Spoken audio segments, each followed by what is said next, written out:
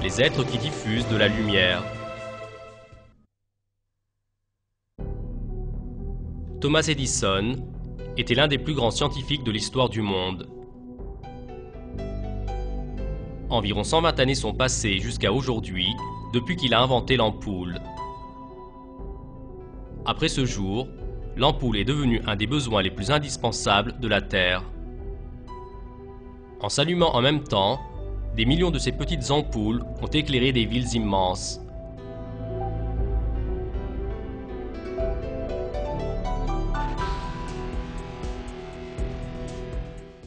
La lumière est devenue l'un des symboles les plus importants de la civilisation.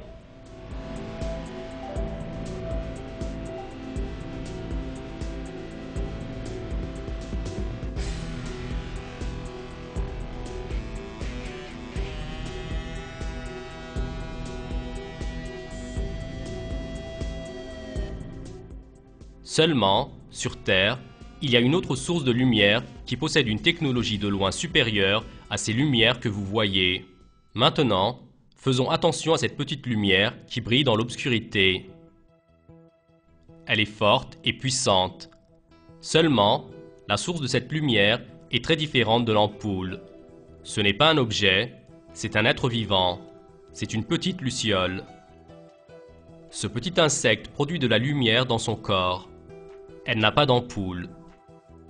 Elle n'utilise pas non plus d'électricité. Seulement, elle possède une technologie qui est supérieure. Elle est beaucoup plus efficace que l'ampoule. Une ampoule peut transformer en lumière uniquement 10% de l'électricité qu'elle reçoit. Quant à l'énergie des 90% restants, elle disparaît sous forme de chaleur. Or, la luciole produit de la lumière avec un rendement proche de 100%. La raison de cela est la création parfaite dans le système de production de lumière de l'insecte. Dans le corps de la luciole se trouve une substance chimique spéciale du nom de luciférine et une enzyme du nom de luciférase. Lorsque la lumière veut être produite, ces deux molécules sont assemblées l'une à l'autre et au final apparaît la lumière. Ces molécules complexes furent créées spécialement pour produire de la lumière. La place de chacun des atomes qui constituent ces molécules fut déterminée dans cette création.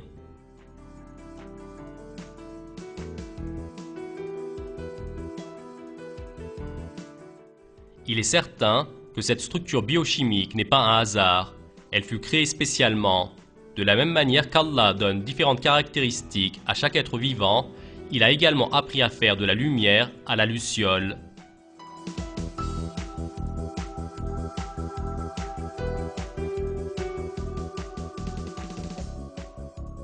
Très bien. Que fait la luciole avec la lumière qu'elle produit en utilisant une technologie avancée? Pour voir la réponse à cette question, il faut examiner de près une horde de lucioles.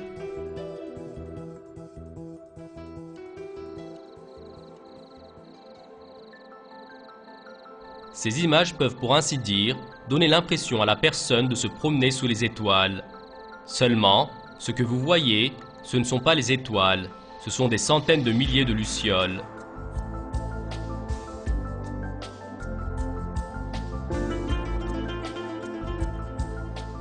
Ces lumières ont une signification très importante pour les lucioles, la communication. Tout au long de l'histoire, les êtres humains ont eu recours à divers procédés pour établir des communications. Un des procédés de cette communication est l'alphabet morse, utilisé dans les télégraphes et qui consiste en des signaux courts. Et les lucioles établissent des communications en utilisant les signaux lumineux exactement comme dans l'alphabet morse. En allumant et en éteignant sa lumière, la luciole mâle envoie un message à la luciole femelle. Ce message a un code spécial. Et en utilisant le même code, la luciole femelle répond à la luciole mâle. Au moyen de ces messages réciproques, le mâle et la femelle se rassemblent.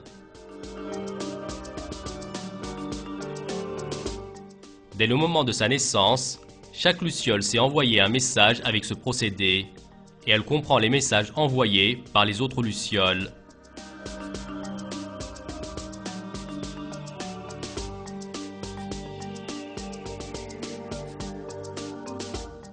Bref, chacun des milliers de lucioles que nous pouvons voir ensemble par une nuit obscure sont une merveille de la création.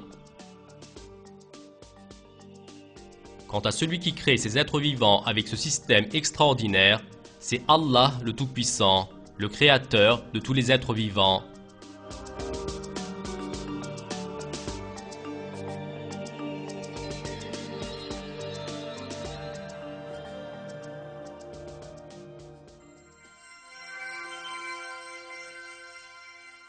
Certaines nuits, dans l'archipel des Bermudes, on peut voir un spectacle de lumière. Peu de temps après que le soleil se soit couché, d'intéressantes lumières se précisent sur l'eau.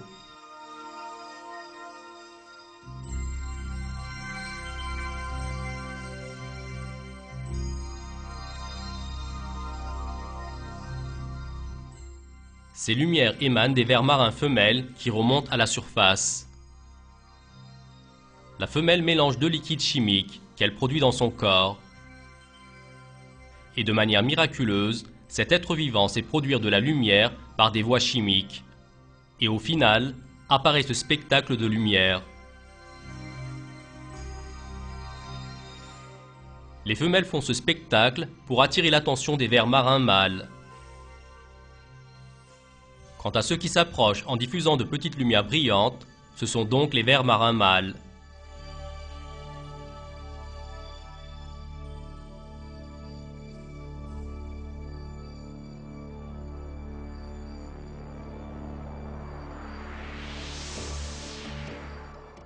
Dix minutes après, les eaux de l'archipel se couvrent de centaines de femelles qui diffusent de la lumière.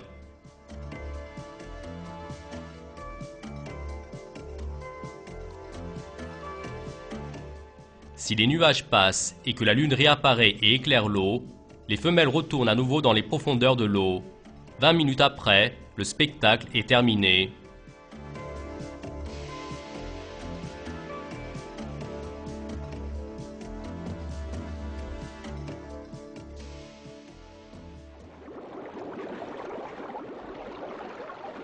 Si nous voulons voir le vrai centre, où les êtres vivants communiquent en produisant de la lumière, nous devons aller dans l'endroit le plus sombre de la Terre, dans les profondeurs de l'océan. Pour pouvoir descendre à des centaines de mètres de profondeur, ce submersible que vous voyez fut conçu spécialement. À plus de 200 mètres de profondeur, la lumière du soleil ne peut désormais plus parvenir. Ici, c'est l'endroit le plus sombre de la Terre. Quant à la pression, elle est exactement de 20 fois celle qui est au niveau de la mer. Vous pourriez penser qu'aucun être vivant ne vive dans ces conditions. Or, lorsqu'un signal lumineux est émis depuis le submersible, il se produit un spectacle très intéressant.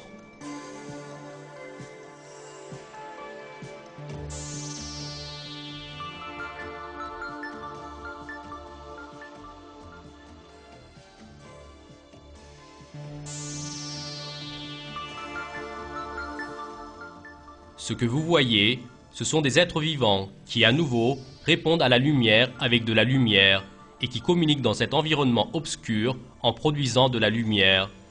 Lorsqu'on regarde ces êtres vivants de près, nous voyons le magnifique art de la création d'Allah. Ce merveilleux être vivant qui produit de la lumière rouge est une variété de méduses. Voici encore une autre variété de méduses. Les parures de lumière sur elles sont pour ainsi dire une exposition d'art.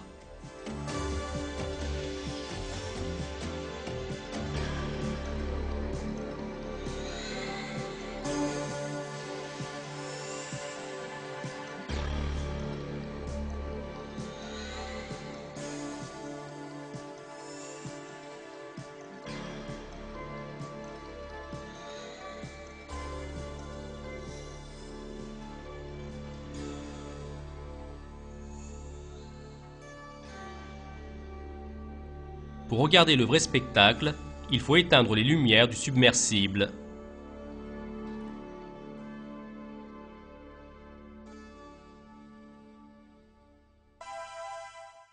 Et voici ici un être vivant magnifique qui brille avec les ondes lumineuses qu'il produit lui-même.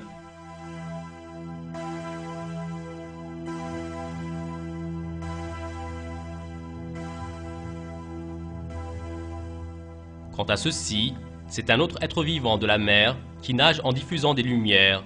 Personne ne connaît la signification de ces lumières.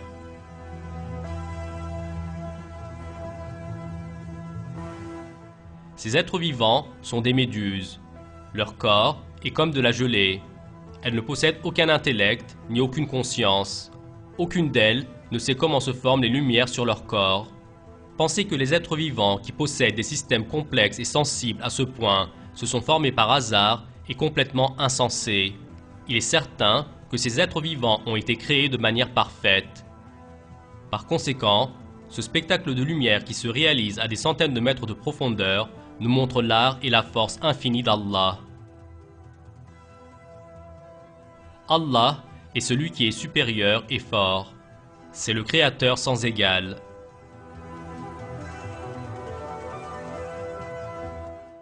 Tout ce qui est sur la terre et dans la mer lui appartient.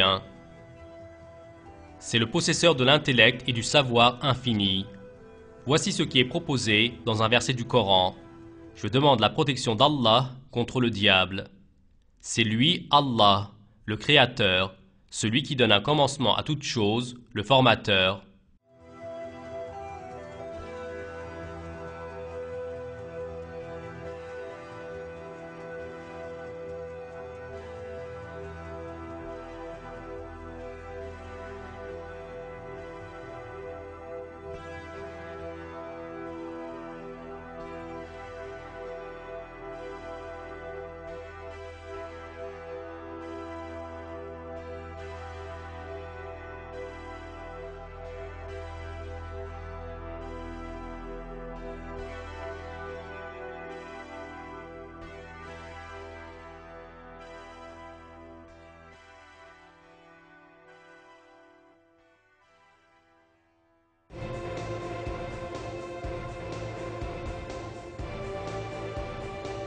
L'araignée ingénieur en conception.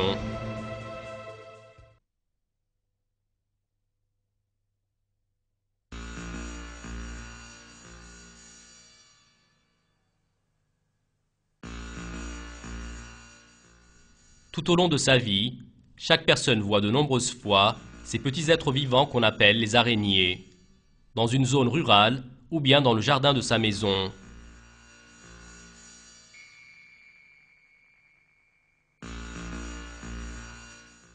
Ce petit être vivant qui n'attire pas l'attention de la plupart des gens est en fait une des manifestations parfaites de l'art de la création d'Allah.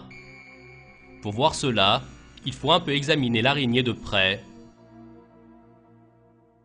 Quand on dit araignée, la première chose qui vient à l'esprit est certes la toile d'araignée.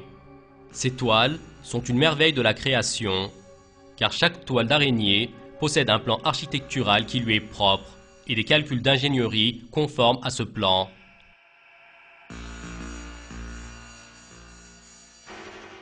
Si nous agrandissons une araignée à la taille d'un être humain, la taille de la toile tissée par cette araignée va être d'environ 150 mètres.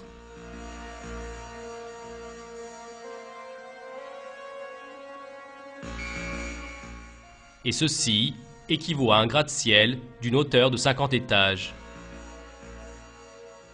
S'il y avait une araignée capable de faire une toile d'une largeur de 50 mètres, cette toile aurait été puissante au point de pouvoir arrêter un jumbo jet.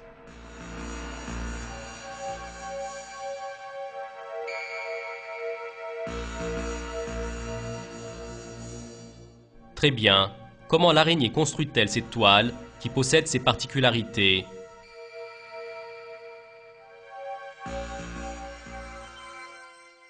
Pour que l'araignée puisse réussir cela, elle doit d'abord dessiner un projet tel un architecte. Car une structure de cette taille, de cette conception et de cette solidité ne peut pas être réalisée sans un projet architectural. Et après que le projet ait été dessiné, il faut calculer tel un ingénieur en construction combien de poids vont venir sur quelle surface. Dans le cas contraire, la toile ne va pas pouvoir tenir.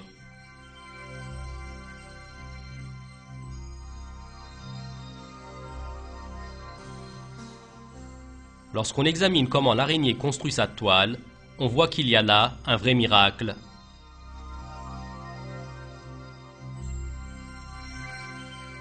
L'araignée laisse d'abord le fil qu'elle produit dans le vide, et à l'aide du courant d'air, elle le fait tenir sur un point fixe. Ainsi, elle commence sa construction.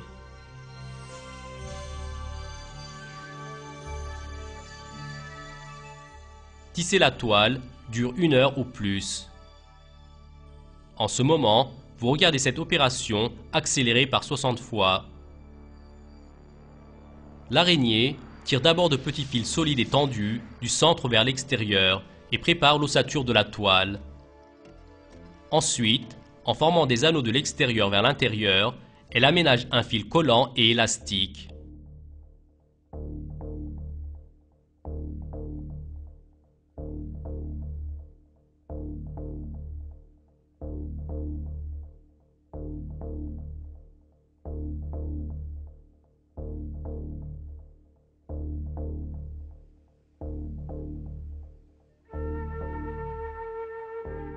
Et désormais, le piège est prêt.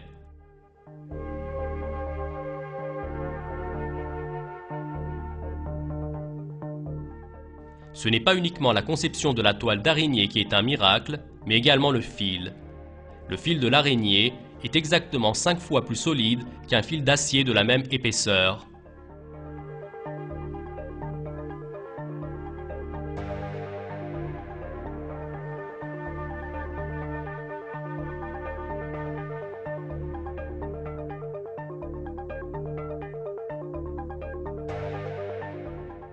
Le fil de l'araignée a une force de tension de 150 000 kg par mètre carré.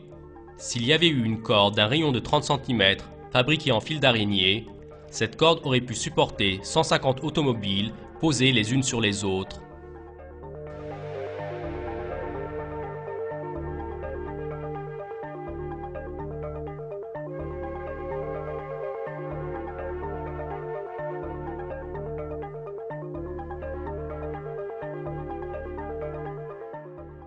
En prenant comme exemple le fil d'araignée, les scientifiques ont produit une matière spéciale appelée Kevlar. Cette matière est utilisée dans la fabrication de gilets pare-balles.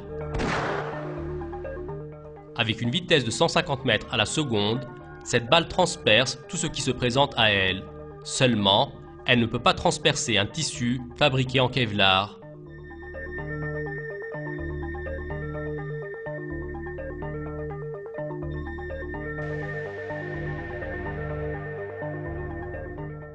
Quant au fil d'araignée, il est 10 fois plus solide que le Kevlar. Le fil d'araignée, qui est plus fin qu'un brin de cheveux, plus léger que le coton et plus solide que l'acier, est défini comme la matière la plus résistante de la Terre.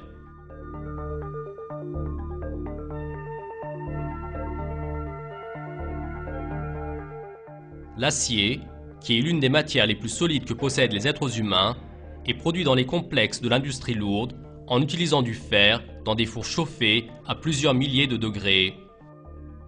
Il fut conçu de manière spéciale pour être résistant.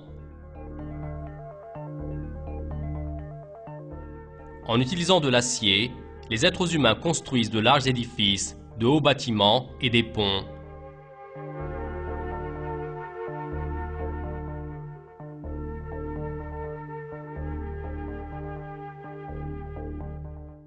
Or, l'araignée produit une matière qui est exactement 5 fois plus solide que l'acier.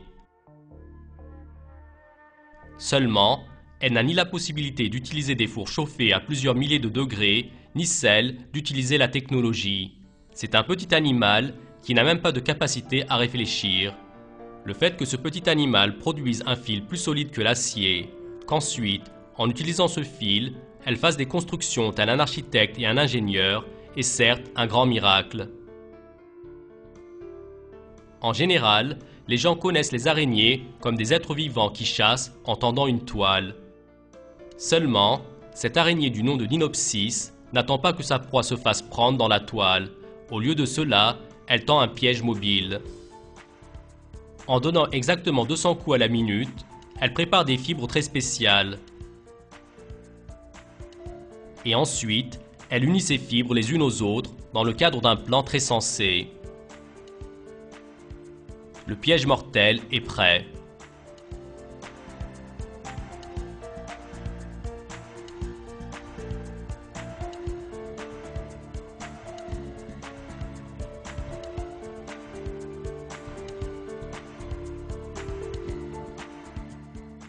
Elle se met en embuscade sur les chemins où passent fréquemment les insectes. Ses yeux perçants remarquent le moindre petit mouvement.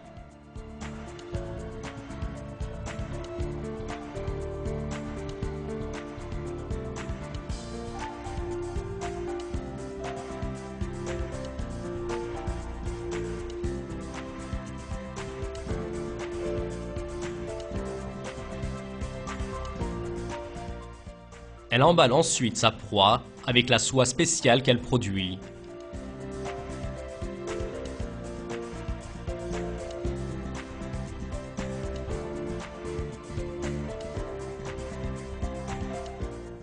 En une nuit, l'araignée attrape plus d'une proie et tisse une toile distincte pour chaque proie. Cette toile est une vraie merveille de la création. La proie n'a pas de possibilité de se libérer de ce piège.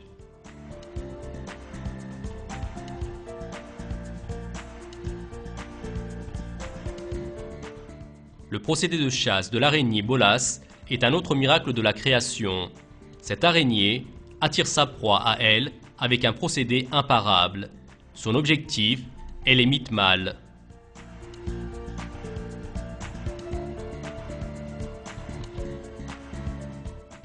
L'araignée produit dans son propre corps un fil plus solide que l'acier. Elle place sur ce fil des gouttes de colle très fortes.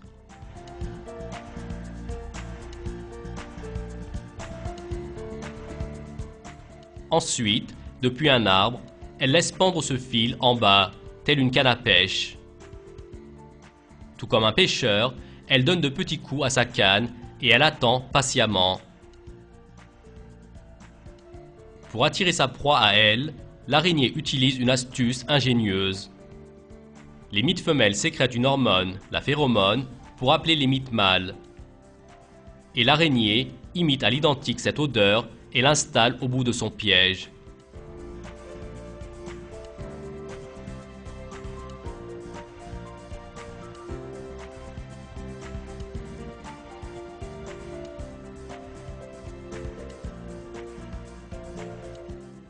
Face à cet appel séduisant, la mite mâle ne peut pas résister.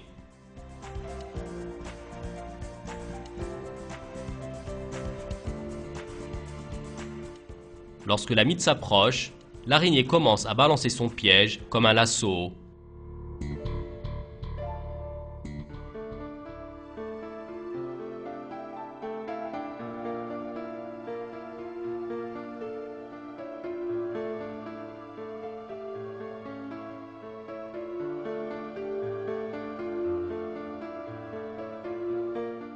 Et la proie se fait attraper.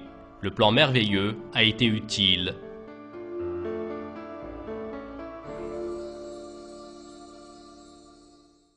À l'écran, vous voyez la formule chimique de l'hormone de phéromone que produit la mite femelle. Cette phéromone est une substance chimique extrêmement spéciale qui se trouve uniquement chez la mite femelle. Si nous voulions produire l'identique de cette substance chimique, nous serions obligés de faire des opérations complexes dans un laboratoire de chimie avancé. Si on imagine que l'araignée produit cette hormone avec son propre intellect, ce petit être vivant aussi doit suivre le même chemin. Elle doit d'abord trouver une mite femelle. D'elle, elle doit apprendre comment appeler à elle les mites mâles. Ensuite, de la mite femelle, elle doit prendre un échantillon de la substance chimique qui est la phéromone. Elle doit analyser cet échantillon.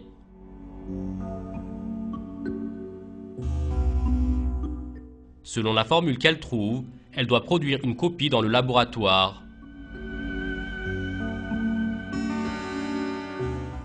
Ensuite, elle doit placer au bout du lasso qu'elle a fabriqué la substance chimique qu'elle a produite. Or, il ne se trouve chez cette petite araignée ni l'intellect pour pouvoir faire une conception, ni une éducation, et ni un laboratoire de chimie. Très bien, comment cette araignée a-t-elle réussi à produire la copie de l'hormone de la phéromone tel un chimiste? Comment a-t-elle pensé à placer cette hormone au bout du piège qu'elle a fait.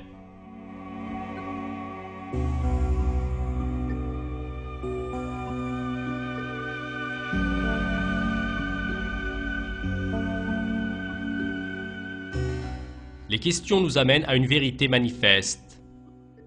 C'est Allah qui a créé la substance chimique de la phéromone, les mythes qui produisent cette substance chimique et l'araignée qui utilise cette substance chimique pour chasser. Dans cet exemple, Allah le Tout-Puissant, qui règne sur tout l'univers et les êtres vivants, nous montre encore une fois son art de la création.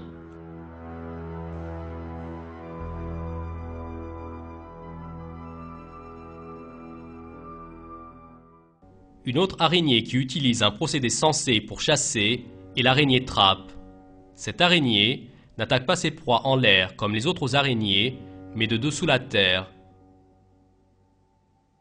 L'araignée se creuse d'abord un nid sous terre.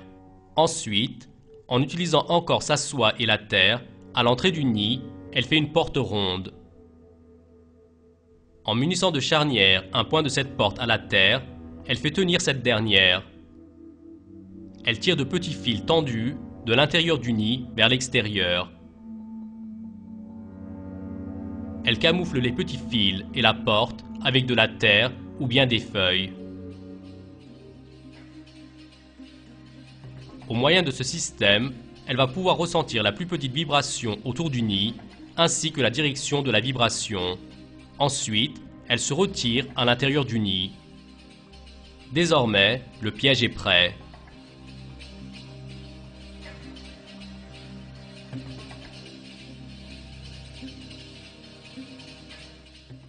Un insecte qui passe sur le nid, en ne s'apercevant de rien, deviendra l'appât de l'araignée.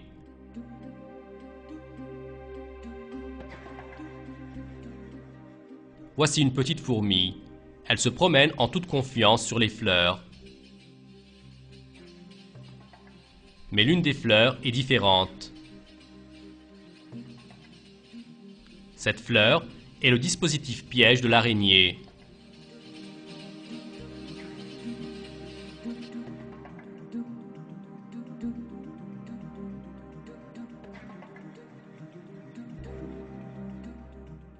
Très bien. L'araignée qui n'a pas d'aptitude à réfléchir et à raisonner, comment a-t-elle pensé à faire un piège et ensuite installer un système d'alerte précoce?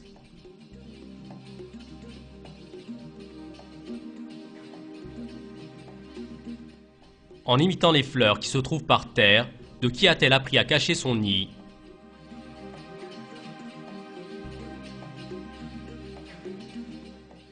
Et l'aspect encore plus intéressant de l'affaire, c'est que chaque araignée qui naît connaît la tactique de chasse de sa propre espèce. Cette araignée bolasse, qui n'est encore qu'un bébé, a fait son premier lasso.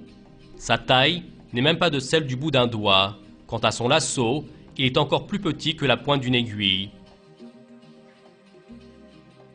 Cette araignée Dinopsis, nouvellement née, a tissé une toile miniature. Ce bébé araignée, qui est un ingénieur de naissance, commence à tisser sa première toile.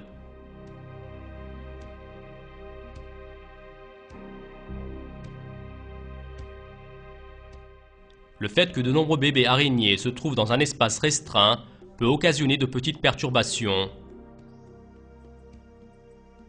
Mais sous peu de temps, tout commence à fonctionner comme une horloge.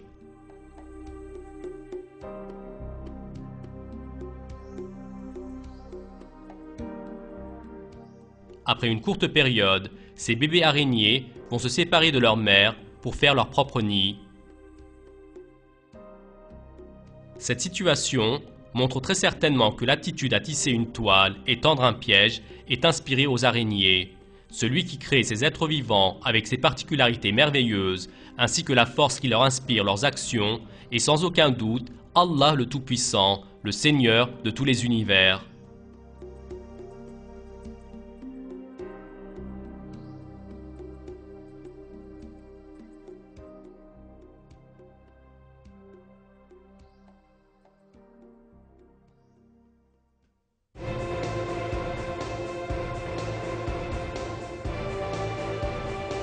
La création du chameau.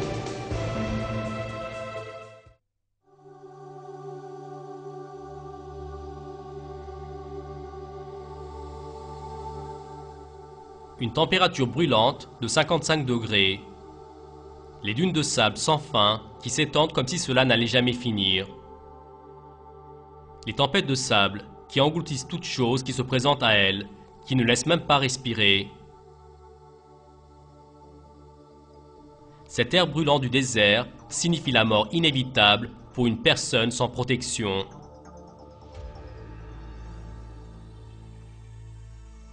Quant aux véhicules de fabrication humaine, ils ne peuvent résister aux conditions désertiques que s'ils sont conçus de manière spéciale pour cela. Un véhicule, duquel on veut qu'il fonctionne dans le désert, doit être résistant à la chaleur brûlante et ne pas être affecté par les tempêtes de sable. De plus, il doit pouvoir parcourir une longue distance avec peu de carburant et doit consommer très peu d'eau. Quant à la machine qui résiste le mieux à ces conditions difficiles du désert, ce n'est pas un véhicule de fabrication humaine, c'est un être vivant.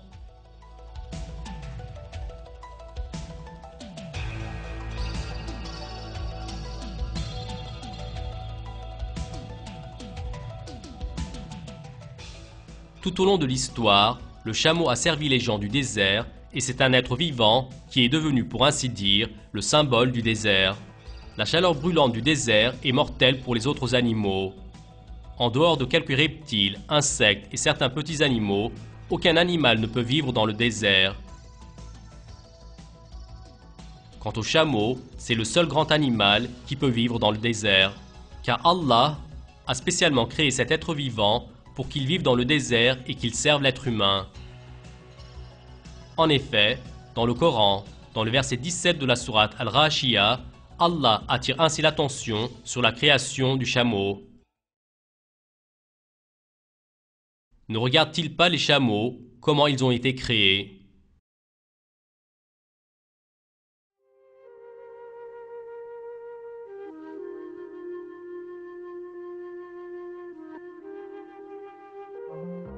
Lorsque nous regardons comment fut créé le chameau, nous voyons que chaque détail de cet être vivant est un miracle de la création en soi. Le plus grand besoin dans la chaleur brûlante du désert est de boire de l'eau. Seulement, trouver de l'eau dans le désert est très difficile. De plus, dans les sables sans fin, trouver de la nourriture est comme impossible. Un animal qui va pouvoir vivre dans le désert doit donc être très résistant à la faim et à la soif.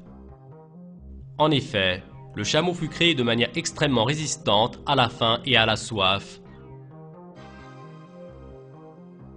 À une température de 50 degrés, il peut vivre sans eau et sans nourriture pendant exactement 8 jours. Le chameau, qui peut vivre sans eau pendant des jours, lorsqu'il trouve une source d'eau, il stocke immédiatement de l'eau. En 10 minutes, les chameaux boivent une quantité d'eau équivalente à un tiers de leur poids, de telle sorte que parfois, ils peuvent boire exactement 130 litres d'eau en une fois. Quant à ce qui concerne sa résistance à la faim, un dépôt de nourriture spéciale fut créé dans le corps du chameau. Ce dépôt est la bosse sur le dos du chameau. À l'intérieur de la bosse, environ 40 kg de graisse sont stockés. Au moyen de ce dépôt, le chameau peut marcher pendant des jours sans rien manger.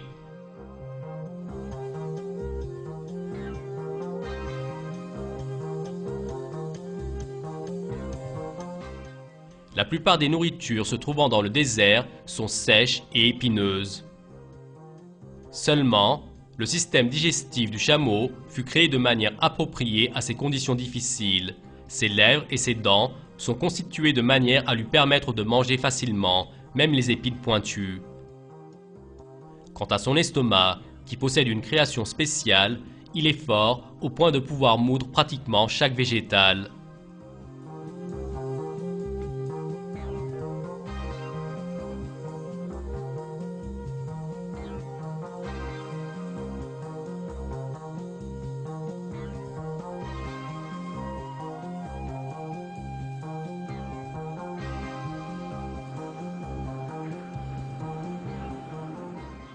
Les vents du désert viennent soudainement. Ceux-ci sont généralement suivis par les tempêtes de sable. Les grains de sable sont étouffants et aveuglants.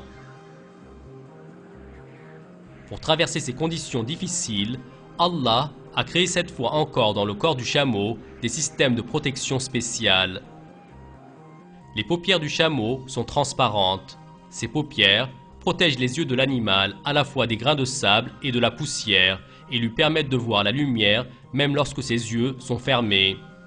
Quant à ses cils longs et serrés, ils furent créés de manière à ne pas laisser entrer de la poussière dans ses yeux. Et il y a également une création spéciale dans le nez du chameau. Au moment où la tempête de sable commence, les narines se ferment avec des clapets spéciaux.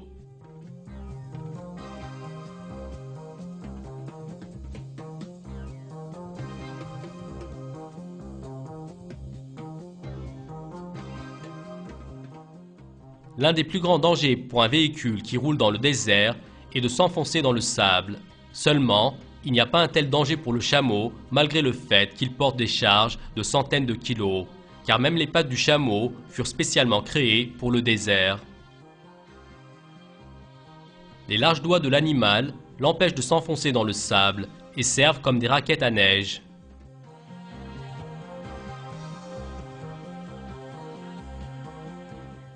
Et les longues pattes du chameau tiennent son corps à distance de la chaleur brûlante du sol désertique.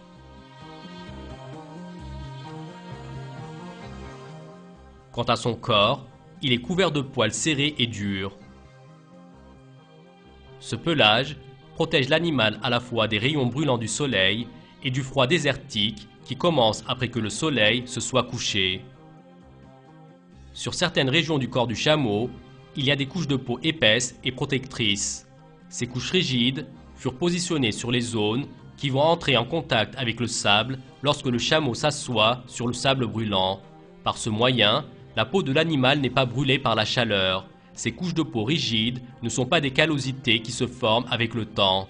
Le chameau naît ensemble avec celle-ci. Cette constitution spéciale montre encore une fois la perfection dans la création du chameau. Réfléchissons sur toutes ces caractéristiques que nous avons examinées chez le chameau. Les systèmes spéciaux qui permettent de résister à la soif, la bosse qui lui permet de résister à la faim, la structure des pattes qui l'empêche de s'enfoncer dans le sable, ses paupières transparentes et ses cils qui protègent ses yeux du sable, son nez créé de manière spéciale contre les tempêtes de sable, la structure de sa bouche, de ses dents et de ses lèvres qui lui permettent de manger les épines et les plantes du désert, son système digestif qui lui permet de digérer tout type de nourriture, ses couches de peau spéciales qui protègent sa peau du sable brûlant, son pelage spécial créé pour être protégé à la fois de la chaleur et du froid, et toutes ces autres caractéristiques qui ne peuvent en aucun cas être expliquées avec l'argumentation du hasard de la théorie de l'évolution montrent une réalité très claire. C'est Allah qui a créé cet être vivant pour qu'il vive dans le désert et pour qu'il serve les êtres humains là-bas.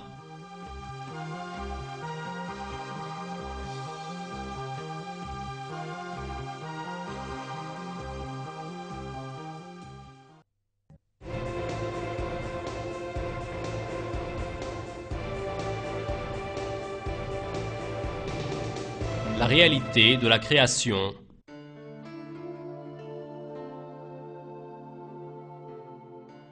Dans ce film, nous avons fait un voyage qui s'est étendu dans les profondeurs des océans, les déserts chauds et jusqu'à l'intérieur des forêts de l'Amazonie. Et lors de ce voyage, grâce aux êtres vivants que nous avons examinés, nous avons été témoins d'une vérité très importante. La puissance d'Allah et la splendeur dans sa création se manifestent dans chaque coin du monde et la science d'Allah a enveloppé chaque endroit.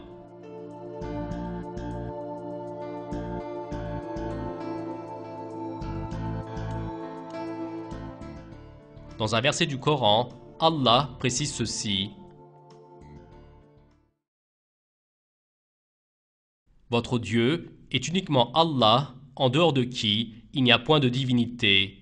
De sa science, il embrasse toutes choses.